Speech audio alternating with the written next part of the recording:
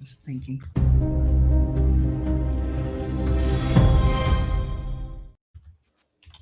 Hi, everyone. Welcome to another episode of Passive Income, Active Wealth.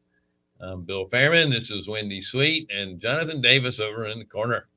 How's it going? We are Carolina Capital Management. We do make loans, in case you people wanted to know. Yeah, that's why we're here.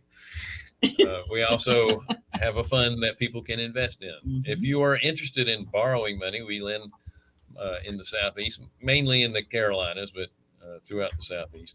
CarolinaHardMoney.com is the website. Go to the borrower tab and click on, actually, you don't even have to do that. As soon as you get to the front page, click on apply now.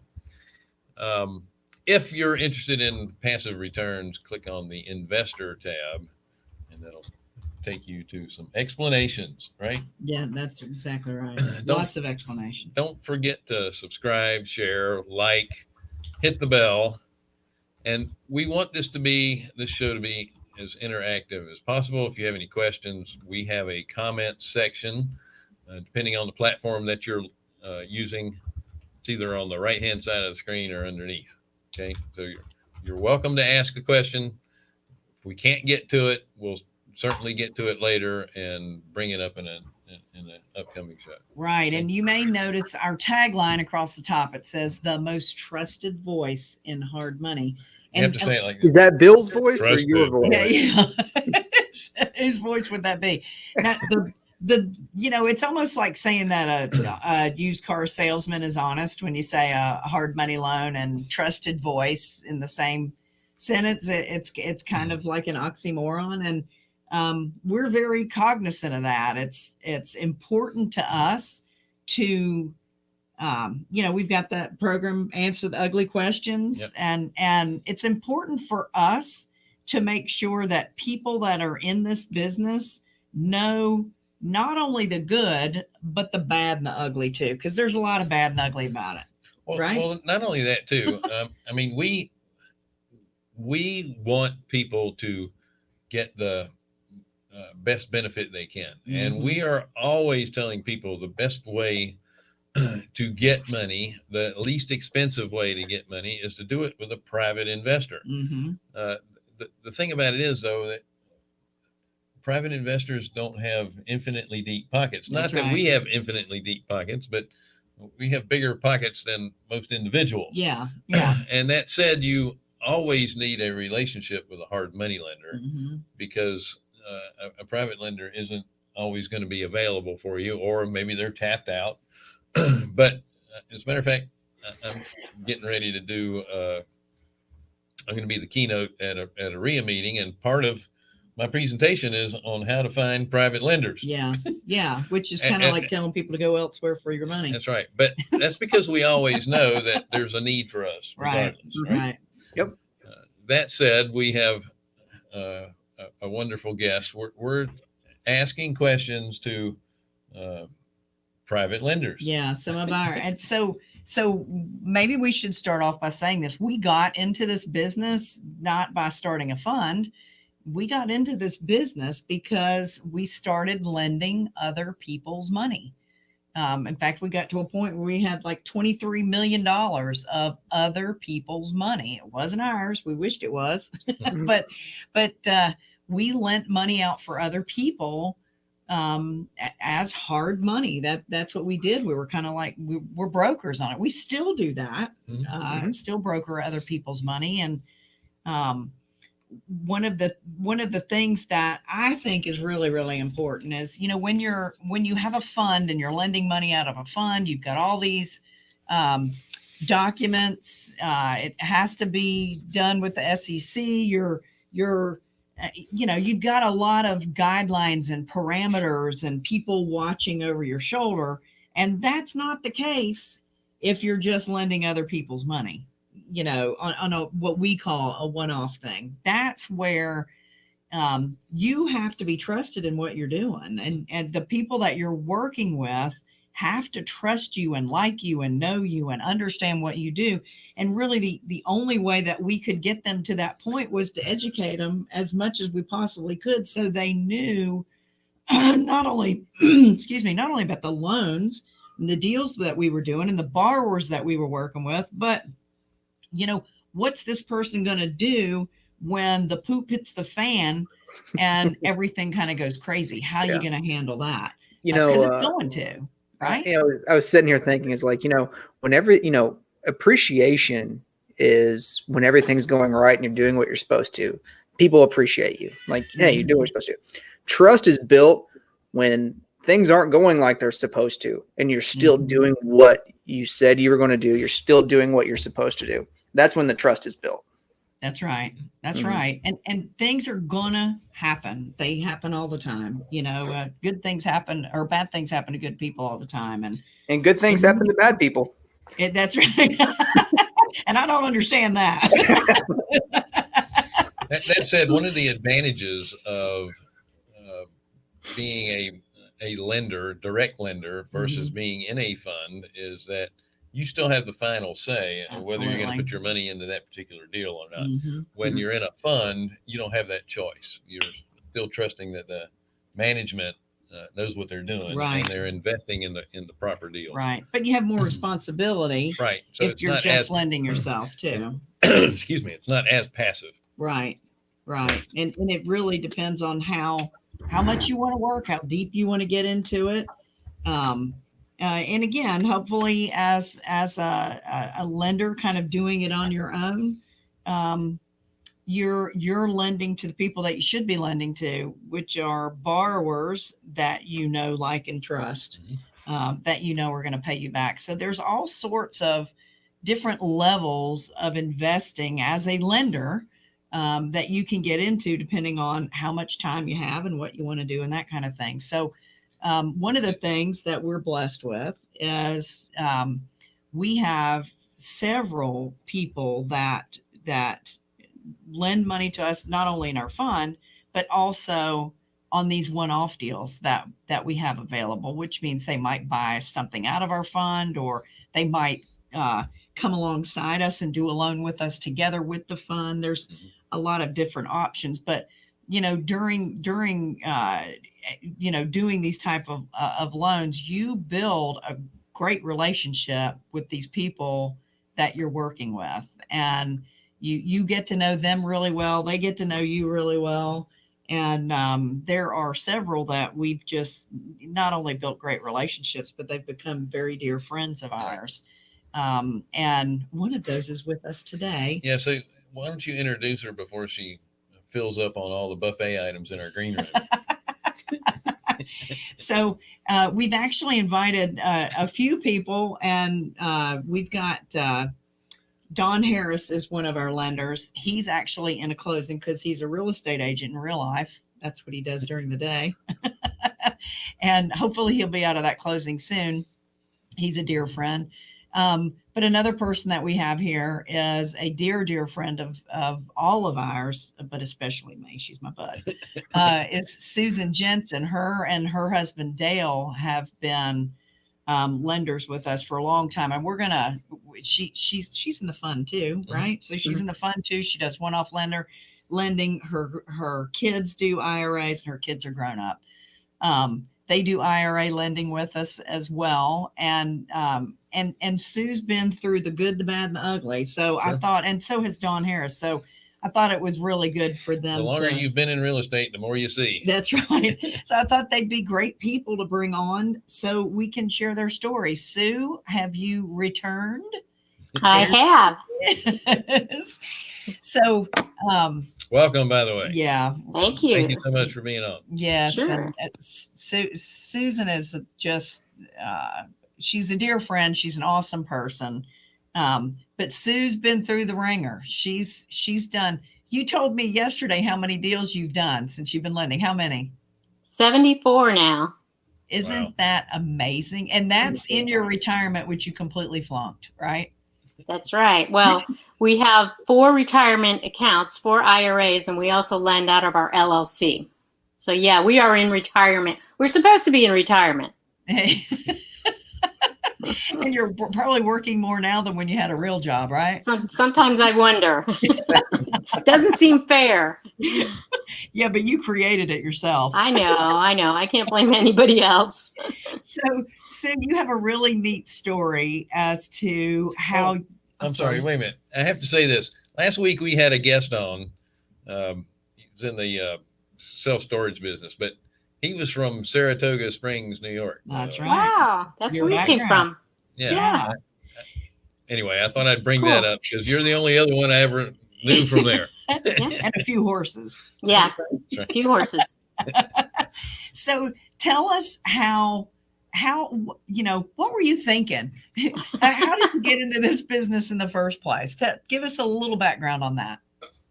So we knew that my husband was going to be retiring. So we knew that was coming up. And I just knew that if we were going to be able to handle retirement, which we didn't have a whole lot saved, we needed to start doing something. And I knew it had to be in real estate if we were going to make any money.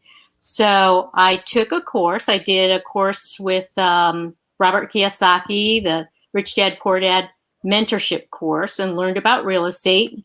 Started buying a few houses. We were living in upstate New York then, in Saratoga Springs, and we were going to move down to the Charlotte area because our son and his family was already there. Our daughter and her family was going to move down. So we knew once they started having kids, this is where we wanted to live. So I started buying a couple houses in the Charlotte area, and I met Wendy. So she was, I was looking for a property manager and called the president of the RIA. It was J.C. Underwood at the time. Asked him to give me, if he knew someone who would be a good property manager. He gave me the name. I said, can you give me somebody else's name who uses him? And he gave me Wendy's name because I think Mark had done some appraisals for you or something.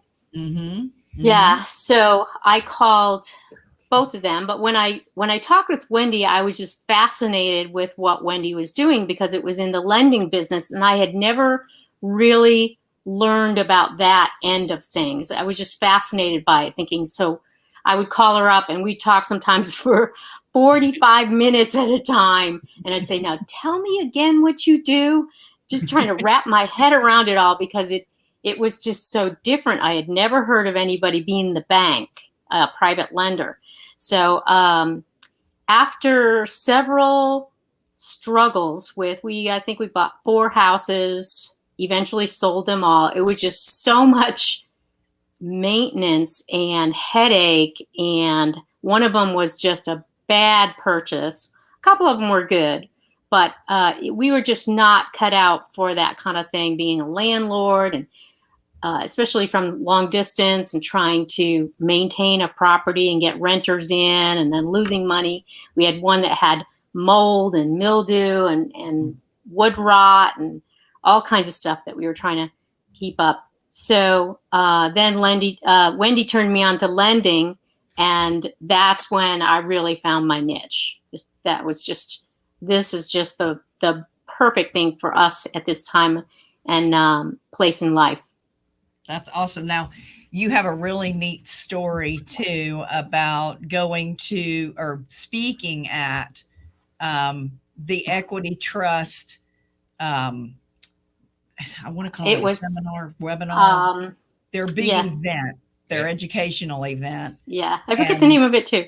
Their expo, some kind of expo they had. Expo, yeah. So you were the speaker there, and Don Harris, who I'm hoping is going to be able to come on a little bit later too. Yeah. Tell that story. So I was on a panel. It was called Newbies That Rock. I actually had made a lot of money. I also got into tax liens in the beginning, and I made a lot of money on this 2 tax liens. And so Equity Trust wanted me as one of the panelists to share about that. And then I also was breaking into the lending scene. So while I was up there, I was sharing about the tax lien. And I said, but you know what's even better than the tax lien is lending money, especially out of your IRA. And I started telling the story about how I was using a service provider called Carolina Hard Money. and they were doing all the heavy lifting for me, and how much better that was for us at this point in life, where we didn't need to be doing all the due diligence and all that. But this trusted friend was finding me the borrowers that I needed and putting us together, and started telling the crowd how well we were doing with that. Well, Don was in the crowd. I didn't know it, but this was back in, I think, 2014. And anyway, what happened was later on, I moved to Charlotte. Don moved to Charlotte. We got involved in Sunrisers with Wendy, but still didn't know. Don didn't remember it was me that was telling the crowd. He just wrote down Wendy's name, Carolina Hard Money, and started working with Wendy. And so one time we were at Sunrisers, Wendy was late, and she called me and said, "Hey, can you start the meeting?" I was sitting having breakfast with Don right across the table from him. And so Wendy calls, says, "Can you start the meeting at Sunrisers?" And we always do a devotional. I was talking about how God puts people together sometimes when you don't even realize it, and you might realize it later on in life. And Don speaks up and he says, "Yeah, that happened to me." He said, "I was at this equity trust conference, and this lady got up on stage and she started talking about Carolina Hard Money and this lady, Wendy Sweet."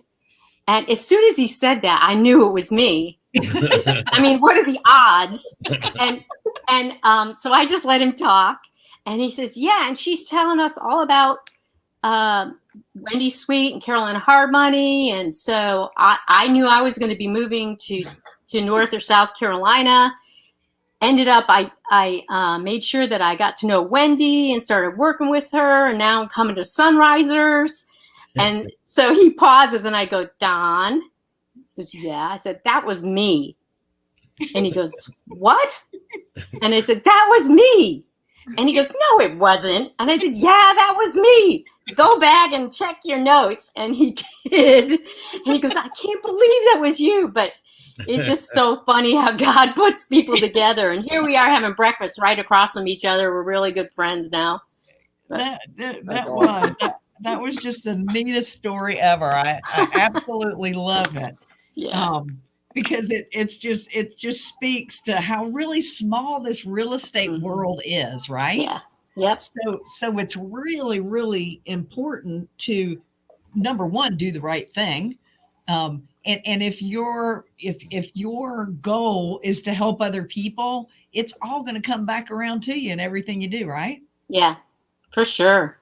Yeah. Well, I remember at the same time you had another panelist there, and I don't know if he was part of your panel group, but there was a guy that was, and I'm bringing this up because it's not just about real estate lending. It was about lending your money out of your IRA. And they had a guy that was lending to buy here, pay here car lots. Mm-hmm. That was speaking at the Equity Trust event that year.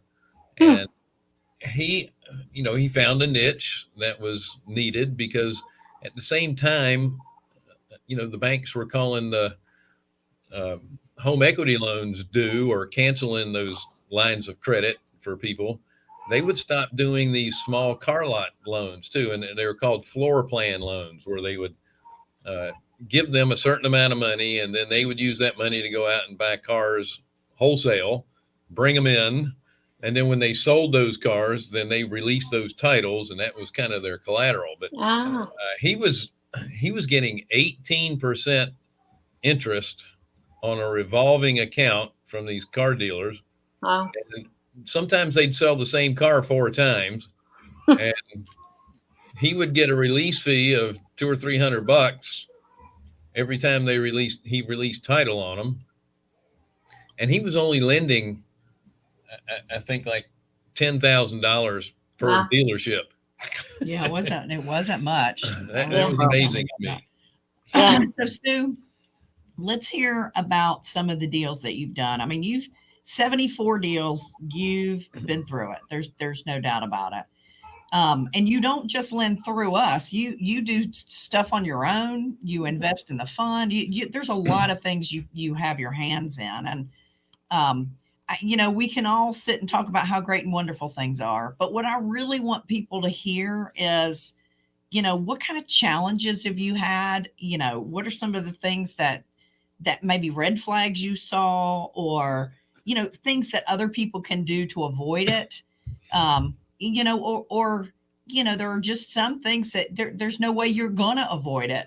It's how you Right. handle it once once you're in the trenches. So can you think of some stuff you might want to share with us on that? Yeah, well, I do most of my loans through Carolina Capital because I really appreciate the due diligence that you guys do. I don't have to work quite so hard at making sure that all my I's are dotted, my T's are crossed, because I trust you guys, that you've been in this a lot longer than I have. You know what to look for, you know the market, and you're holding the draws for the builders and all that. And so I would say probably 90% of what I do is through Carolina Hard Money, and the rest I do private loans with friends of mine mostly. I don't venture out too far when I do my own loans, because I want to know if they're people that I know, like, and trust. And I also know that you guys you connect me with people that you know, like, and trust. So I've got that in my favor too. But we had a few that went bad, and thankfully they were ones that you guys handled for us, which I really appreciated. I mean, there were more than me that were in some of these loans, and we lost some money. And you figure in anything in real estate, you're going to lose money at some point, especially when you do 74 deals. There's going to be, the chance is going to be higher that you're going to lose some money somewhere. So we've made a lot of money. We lost a little bit of money here and there, but just on a handful. So it's not a lot, but it happens. And what I appreciated in those, there were actually 5 houses that we lost money on.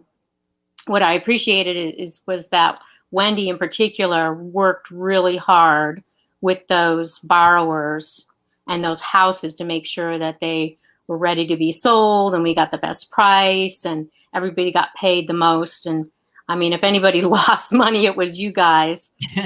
Yes, we know. You lost a lot of money too. So, I mean, we went through it together. I was with you when you were crying at times, and there was nothing that we could do, because it was just one of those things where the borrower was way out over his skis, and it, so I appreciated that you guys were in it too, and we did the best that we could, and we recovered. And it's going to happen in anything in real estate from time to time. You said something I think that's real important, and I'd like you to elaborate a little bit on that. All that you said was great, but you said you like lending to people that you know, like, and trust, and you don't stray too far from who you know when you're lending on your own. Yes. So why is that important to you? Because I know their character, so that if they get in trouble, they'll communicate with me. We can work together at it. If they do get in trouble, so far no one has. Everybody's been very solvent and successful. So all our private loans have gone well. I don't mind bringing the interest rate down a little bit if I know that I'm with a friend that I can trust. It just means a lot to me. It gives me peace of mind knowing that I know these people, that I know that if they get in trouble, they're not going to just ditch and run, and make sure that they're taken care of. They're going to take care of me too. Yeah. So. And you mentioned, I think either yesterday or the day before we were together, that you've got some loans that have gone over their term that you originally set up, but they're paying on time. Yep. and you have no issues with them. So how does that affect you, if it affects you at all, that they go over their term? What's the good and the bad of that? Well, if they go over their term, we can always do a modification, a loan modification. And if it's with the IRA, I just make sure that the IRA custodian gets that loan modification. I usually draw that up and we both sign it and we extend it. The bad would be that there would be no points that I would be getting if we go too long. Like, say if we were going to go 12 months and we ended up and I got a point or 2 points on the front of that.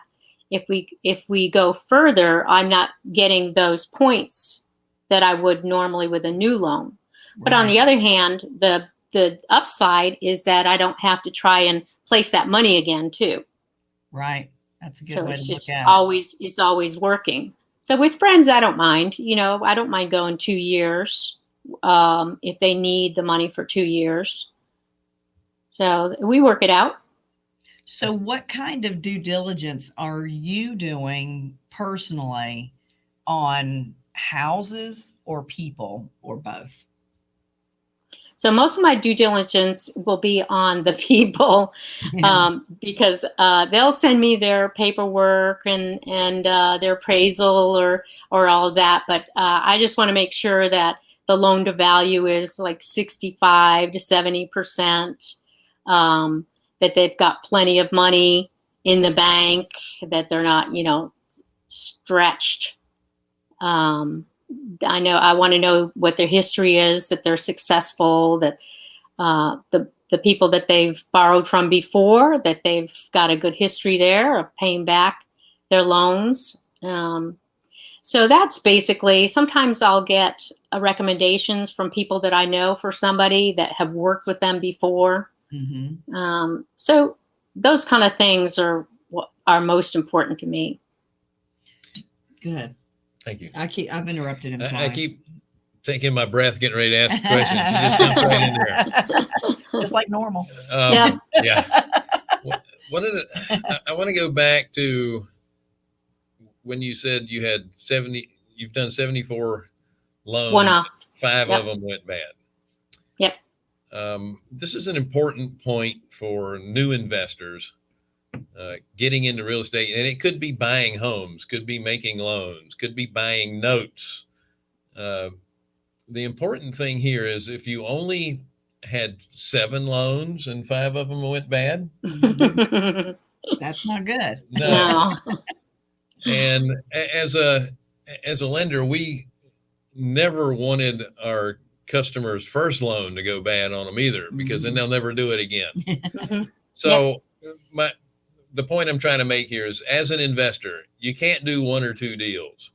You have to have, you need to do 10 or 20 because you're never going to get you're going to lose money on some of them. Mm-hmm. And you're going to get, number one, a bad taste in your mouth, and you're not ever going to come back if you don't give it the full chance to be successful. And fortunately for you, your first deals didn't go bad. Yeah. And that's back when, for a little while. When we started, remember the interest rate was 15%, and it was really high in the beginning. Yeah. Those were the good old days. And there were renewal fees, and there was all kinds of good stuff back then. That leads me to the next question. What have you been doing a little bit differently than you did before, based on the new market normals? Anything? I keep I usually don't lend to one lender more than 150,000. I don't usually go higher than that, no matter who they are. And I know with you guys, you've got your sweet spot too, which I like, because the reason that we got in trouble when we did is those were higher end houses. So I think we all learned from that to stay away from those higher end houses that were harder to sell, especially when the market dropped, and we were hanging on to them for 2 years trying to fix them. So probably just that market, making sure that we're good with the market, and I don't go too high in my lending with any one person. Try to diversify a little bit. That's smart. And actually, a lot of our loans now are split among the last loan I did was split among 4 IRAs. Actually, 3 IRAs and our LLC. So 4 funding sources. So if any of them did go bad, not any one person is going to lose a whole lot. Right. It makes it a little more complicated to do it that way, but when we have money and we each want it to work and we've got little bits of money, we can do it that way out of our IRAs. Yeah, that's a great way to diversify what you're doing. Plus, to keep a small balance in an IRA still working. That's one of the problems with lending money directly, is that the 2 things happen. You get monthly payments, and unless you're living on that money, you can't do anything with that money until you get enough money to make another loan with. Right. So that money sits there lazily, and if it's a it's a $150,000 loan and you have 200, then you got 50 sitting around doing nothing. Right. Yeah. And what's been good lately, and I was just saying this at our mastermind the other day, all our money amazingly, it's been working this whole year pretty much, which is kind of surprising with COVID and everything and all the forbearance that's going on. But I think in all of our accounts right now, in our IRAs, you've only got like a couple $1,000s sitting in there, and they're that should be awesome. I know, it's really been a blessing to see that, because there are times in the past where you've got 15, 30,000 sitting in an account. It's just not working, and you just got to wait a couple months until a loan opens up. So that's a blessing. That reminds me of another question. As an IRA person that is investing out of that IRA, there are certain investments that you get into, like your rental properties, where you have ongoing expenses coming out of your account, which means you have to keep money in there lazy, not doing anything, because you have to pay these ongoing expenses. How much of that have you found on the lending side with ongoing expenses coming out of your account? There's hardly anything on the lending side for expenses. I mean, I pay our wires through a credit card. That doesn't have to come out of your IRA. And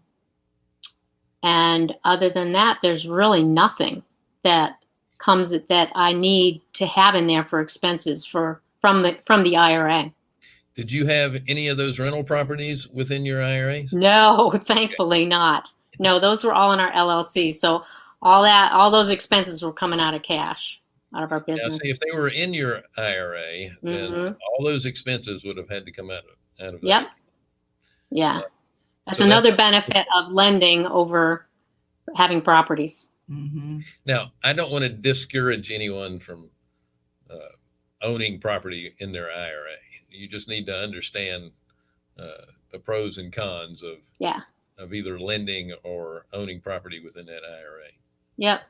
Yeah, having that responsibility. And I think it's kind of neat too, the way you've set things up for you and your husband is, you have an LLC that you lend money out of, and that's cash that you can live on. You can spend it and use it and do whatever you want with, but you're still building your IRA. So you've got those tax benefits that come along with that. That's unique. A lot of people are wondering, should I, do one or the other, but you've got it set up to do both. And I think you've got that set up pretty sweet. Yeah, our last property that we sold, when we finally said we do not want properties anymore, man, did we get killed with capital gains. Wow. I could not believe that tax year. It was just horrendous. But, we don't have to deal with that with this. That's awesome. Yeah. Jonathan, did you have any questions? No, sorry, I missed some of that. I had some unruly children here in the house, so I had to take care of that. Jonathan is experiencing the wonderful effects of COVID with small children at home, and not in school. Man, Yeah. it is. Yeah, that's right. I No, know Scott went to your screen once and all I saw was a chair. Yeah. yeah. That's the beauty of being a grandparent. You can enjoy them and you just give them right back. Yeah.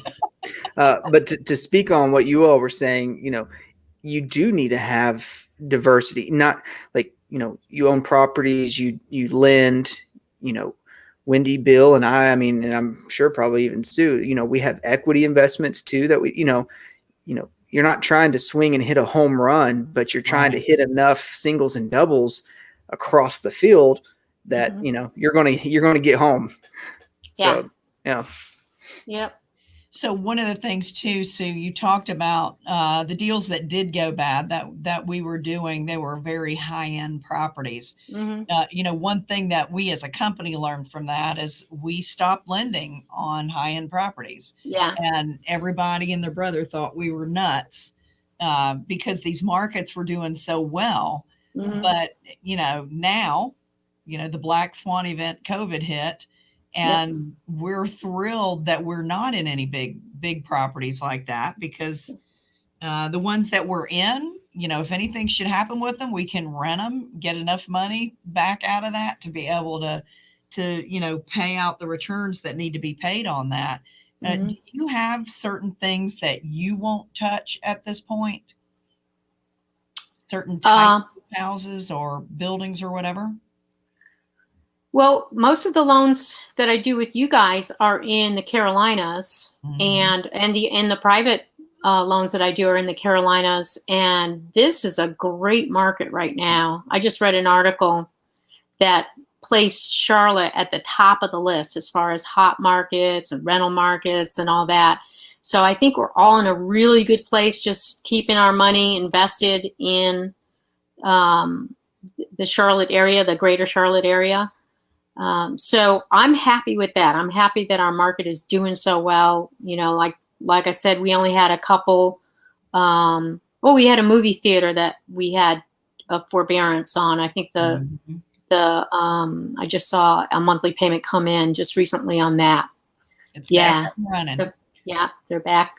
They're back and running. But other than that, the Charlotte market, we haven't been too hurt. And because you guys were smart and you got into a really good niche of don't go over like $250,000 houses or somewhere in that medium. Yeah, we stay in the 350, or actually we like for the after repaired value to be under 5, but our sweet spot is in that 200 range that you're talking about. Yeah. Yeah. So I'm happy about that. I'm just really happy with how you guys are investing right now. I think we took our bumps, and I think we all learned. Doesn't mean that we can't make any mistakes in the future, but I'm very content with how you guys are running your business right now. Awesome. No, we're going to be perfect from now on. Yeah, I know. I wish.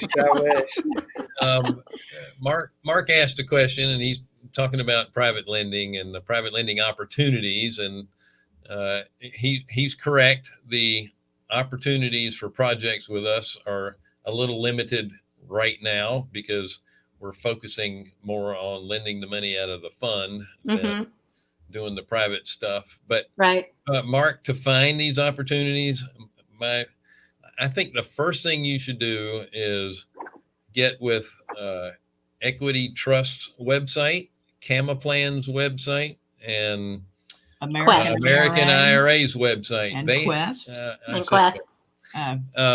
All of those websites allow for educational opportunities. And so they're going to have webinars constantly with different investment opportunities that are, now they're not going to recommend anybody, right? But they're going to have different players in the markets that come in and talk about how you can get a good rate of return with what they're doing, and then you can get a relationship with those folks. Doesn't mean you have to have an account. Most of those they're all those free. webinars are free for anybody. Yeah. They prefer you get an account with them, but you don't have to. But that's a great way to meet other people that are doing business. And for the most part, they're not going to be invited to be with those custodians unless they have a good track record anyway.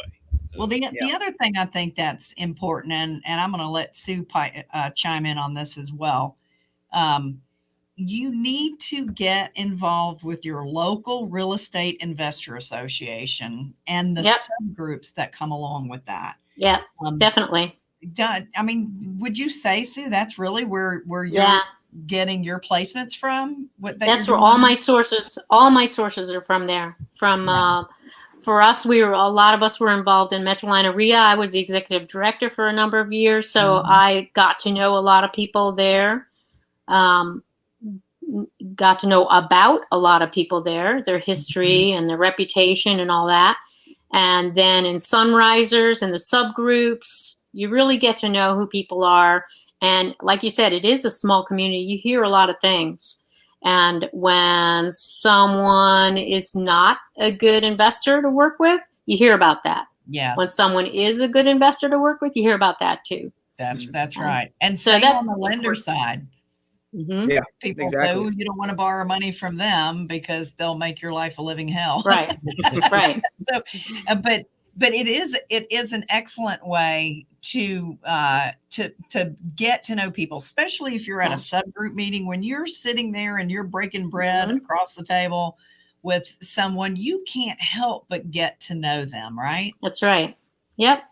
You can ask them all kinds of questions, and you can sense where somebody's coming from, and also you can, as you get to know a lot of people at the meeting, you can ask them, "Have you ever worked with this person? How did they do? Did they make all their payments?" So word gets around. I think reputation is a biggie for when I take on another private investor. Absolutely. And I'm going to go ahead and give myself a shameless plug on Sunrisers. Sue brought Sunrisers up. Sunrisers is SON Risers. It is a faith-based investment group. We meet every Friday morning at 7:30. It's on Zoom now, so everybody across the country can be on it. And we do have people across the country that are on it. So the best way to find information about Sunrisers is basically to email me, Wendy@carolinahardmoney.com. I'd love to get you on so you can get online and participate in that. And then Sue and I, and Don, who texted me earlier, said he's not going to be able to make it today because he's in a closing, and we praise God for that. But we're in a mastermind together called King City Mastermind. And it's a group of faith-based real estate entrepreneurs where all of us are in the real estate business in one way or another. And it's all about keeping each other accountable and committing your business to God being the CEO of your company. And but there's all kinds of groups out there that you can get involved in. And if you want to know about King City, I'd love to tell you about that too. Send me an email again. I forget our website. I should be ashamed of myself. Yeah, I should know it too. I think it's kcmm.org. It is. That's right. It's .org. kcmm.org. That's correct. So. That's a great way to get online and learn about that. And if ours is kind of local, our King City is local, but we can help you start one in your city. And it's been a great resource for us, not only to and Sohill, thank you, Sohill. It's a great way to really get to know other people. And we in these groups, these subgroups that we're all in, you get to know people. It's a great way to do business with each other. You can't help but do business with each other. Right. And again, when we're talking about lending, there's nothing more important than lending to people you know, like, and trust. Yep. I want to make a quick point. Mark had another question about how many points above a bank interest can you charge? First of all, Mark, you're not a bank. You only make loans to legal entities. If you make what's called a consumer loan. So if you make a loan to a person that lives in the house, they don't even have to live in the house. If you make a loan to a person, it's a consumer loan, Right. even if it is for investment That's purposes. true. That's true. But if you make a loan to a legal entity for investment purposes, you are clearly in the commercial space and you're going to avoid a lot of regulations. Now, there's something called a usury law, and it depends on the state that you're in. Or that the house is located in.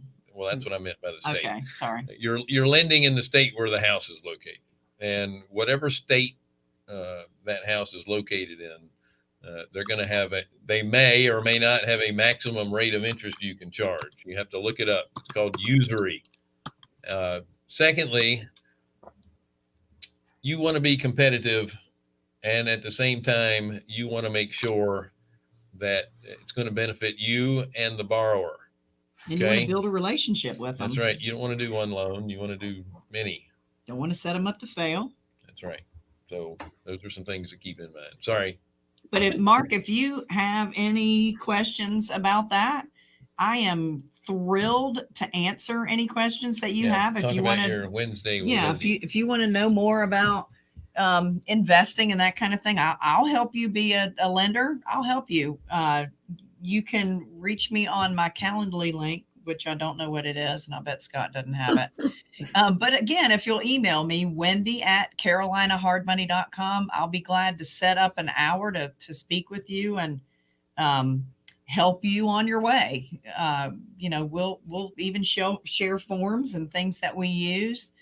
And just steps you need to take. And I would imagine Sue would be happy to share what she knows as well.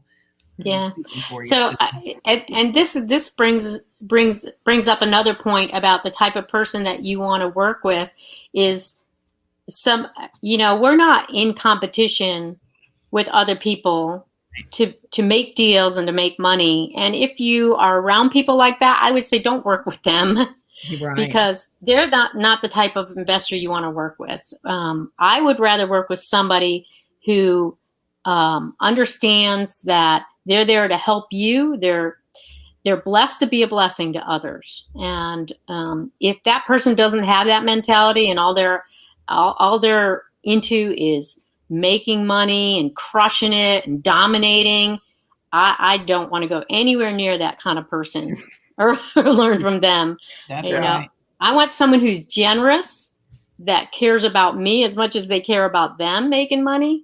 Mm-hmm. You just need to make sure that you're around the right kind of people. Yeah.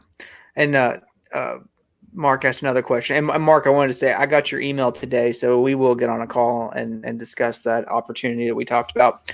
But usury is only on the consumer side? No. Yes and no. It's state specific. So like take Tennessee, for example. Tennessee has a usury law that covers everything unless you are a licensed industrial loan and thrift company, which is not hard to be. But if you're not, you can't lend above prime +4 in the state of Tennessee. North Carolina, much different. North Carolina, if it's a commercial loan and it's over $50,000, there is no usury law. No usury law applies in the state of North Carolina, but every state is different. Awesome. I'm sitting here. I've been told that website's not right, so I'm. I just brought it up. It's kingcitymm.com. Oh, not org. Oh, not org. Oh, okay. King City, and that's singular and King. So it's kingcitymm.com. Yep. That's what's coming up for me. Awesome. I haven't checked it lately, but yep, that's how it comes up. Awesome. Well, I'm glad we were able to give out false information. Only in websites. That's right. Not where it really counts. That's why we are the most trusted voice in hard money. Because we don't even know our own websites. No. Sue, thank you so much for joining us today. Yeah, you've been just a wealth of information. And what I think is so important is that people understand that this is not all puppy dogs and seashells and, flowers and perfection. It's a lot of work And there's a lot of risk in what we do. There's got to be some level of risk in everything that we do. The thing is get really educated on it.